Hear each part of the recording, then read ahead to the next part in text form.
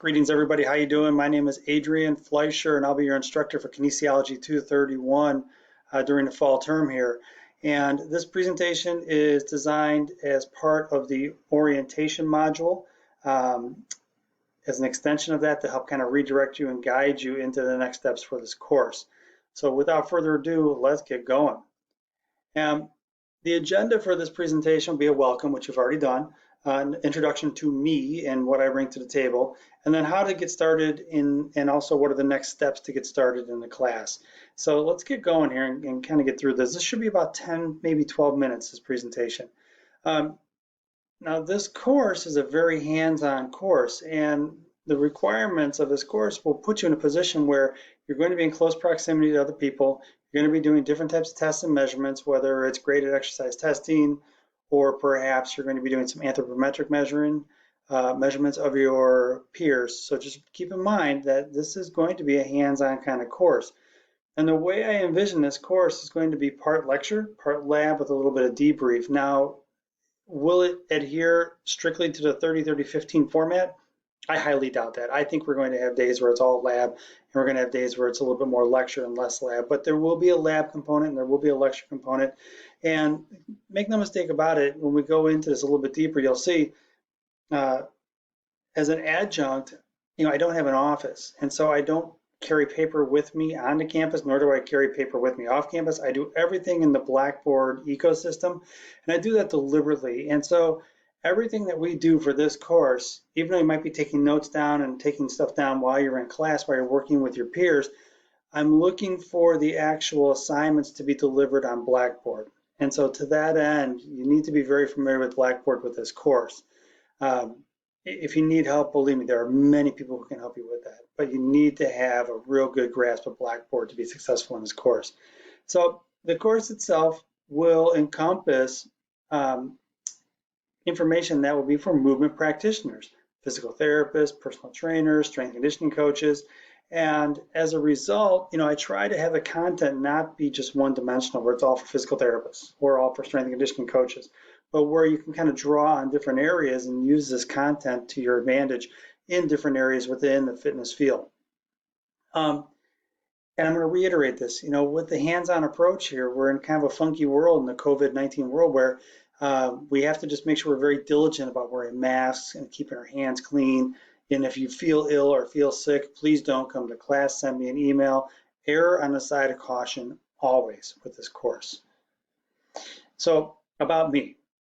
I actually started off in Harper in 1988. I played football at the school, did that for 2 years, and then I transferred out to UW-Whitewater, where when I transferred out, some of my credits didn't come with me, and I ended up having to sit out a year because I was ineligible, so I ended up coaching.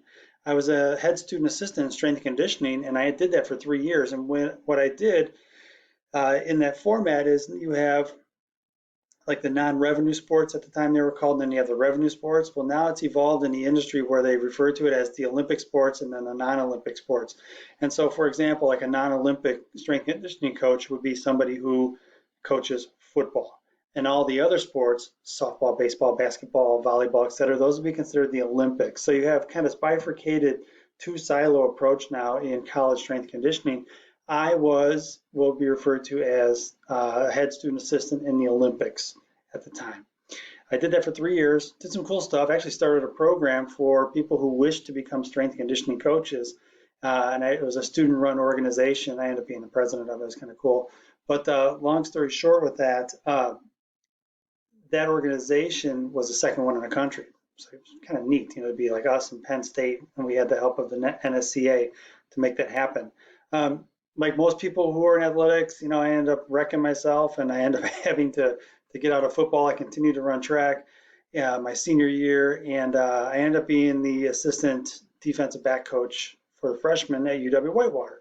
So it's kind of cool. I established my coaching career early on as a result of a few things that happened in my life in terms of injuries, and I transferred into UW from Harper.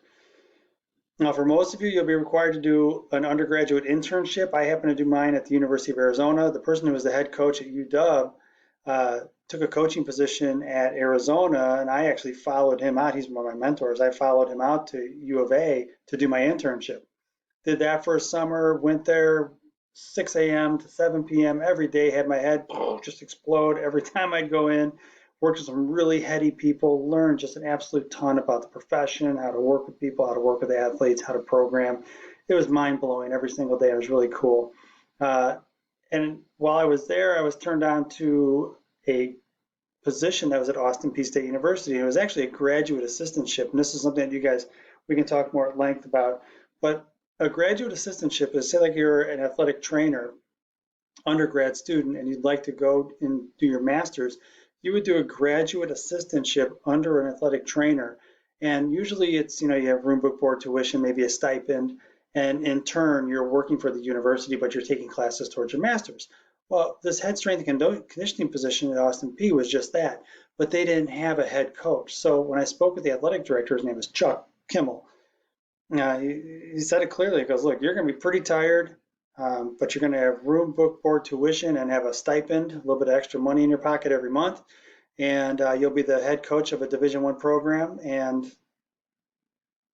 you'll have 15 sports that you have to manage. Like, today's Monday, Chuck. I'll call the electric company. I'll close my apartment down. I'll pack my stuff up. I'll leave on Wednesday. I'll see you on Friday.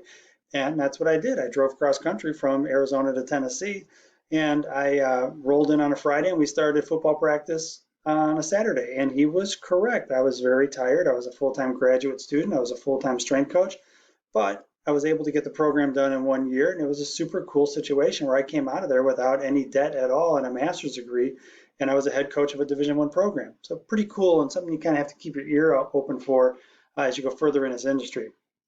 I came back to the burbs to become, not to become a personal trainer, but actually find a college coaching gig. And I ended up getting turned on to a position at a health and wellness facility out here in the suburbs. And I ended up being like the speed agility guy and doing a lot of cool stuff that people weren't just frankly doing at that time, and working with athletes to make them better athletes. And as a result, I've done a ton of different stuff, from general conditioning, Pilates certifications.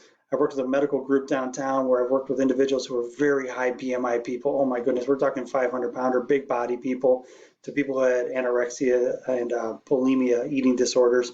And it was pretty intense stuff, but it was so cool, to see like people from that side of the spectrum and learn about their struggles and what they have to work with every day just to get by every day. It was really a cool gig.